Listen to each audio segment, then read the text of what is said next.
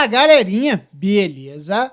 Eu sou Marcelo Bolinha e estou resolvendo a prova de Física do vestibular 2023 da Universidade Federal do Rio Grande do Sul. Eu vou fazer agora a questão número 25. Essa questão, ela foi anulada. Por quê? Porque tem uma divergência entre autores pelo que a questão está falando.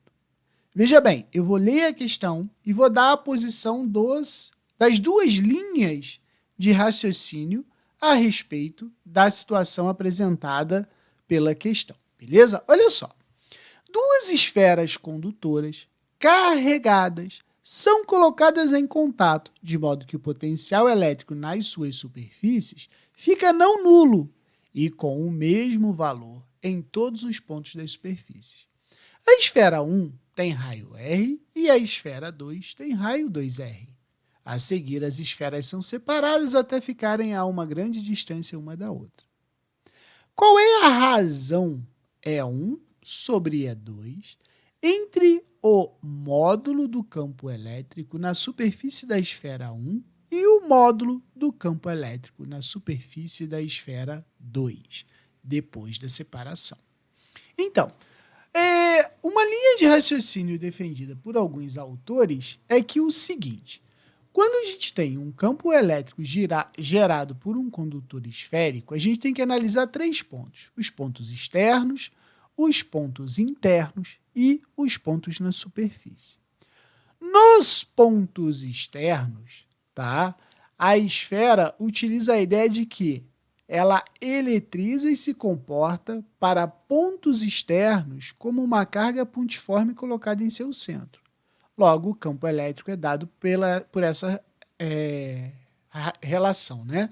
Campo é igual a carga constante divididos pela distância ao quadrado, certo? Então, a gente sabe que quanto maior for o D, né, maior raio da esfera, a fim de assegurar um ponto externo, tá? Beleza, essa aqui é que a gente geralmente usa quando a gente vai usar pontos externos. Uma carga de prova, por exemplo.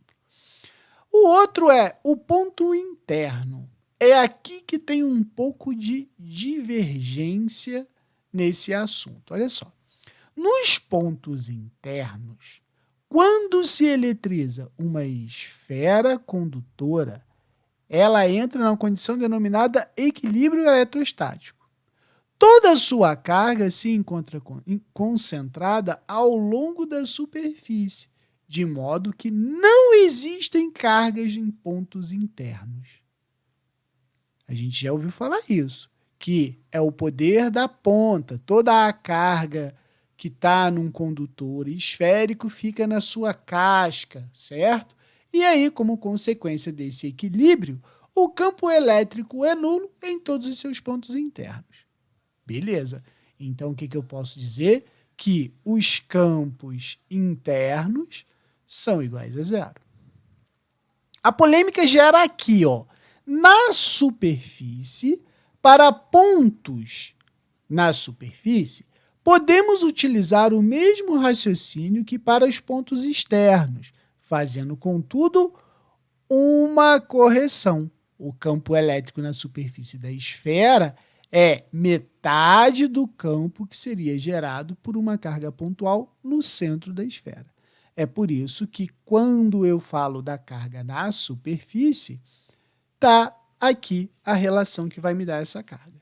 Então, se eu for pensar em cima de o que está escrito aqui, a gente tem assim, ó, que E1 sobre E2 é igual a KQ, certo?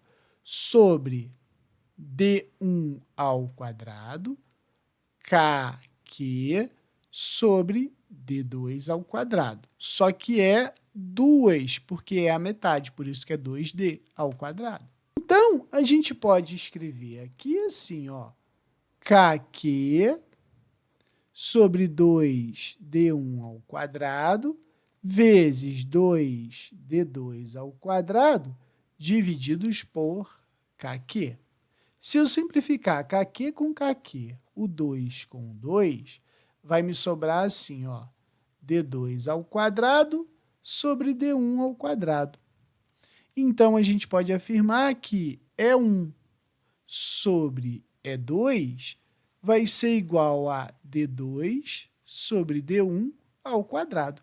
Ou seja, o 2, ele falou que é 2R's. E o 1, ele falou que é R. Isso tudo ao quadrado. Então, a gente pode simplificar esses dois e diz que essa relação ou essa razão dá 4. Aí você olha, não tem resposta. Então, já está aí uma justificativa para se anular a questão. Agora, existe outra linha de raciocínio, tá? A linha de raciocínio é o seguinte, que o campo elétrico interno é nulo. Beleza. Porém, ele vai divergir exatamente na superfície. Ele disse o seguinte, que nas superfícies dos condutores esféricos, o potencial elétrico ele vai ser indefinido. Então, eu posso dizer que na superfície, tá? O campo elétrico ele é indefinido. Indefinido. Então, mais uma vez, eu chego à conclusão de que essa questão ela tem que ser anulada. Beleza? Qualquer dúvida, deixe nos comentários que eu te respondo.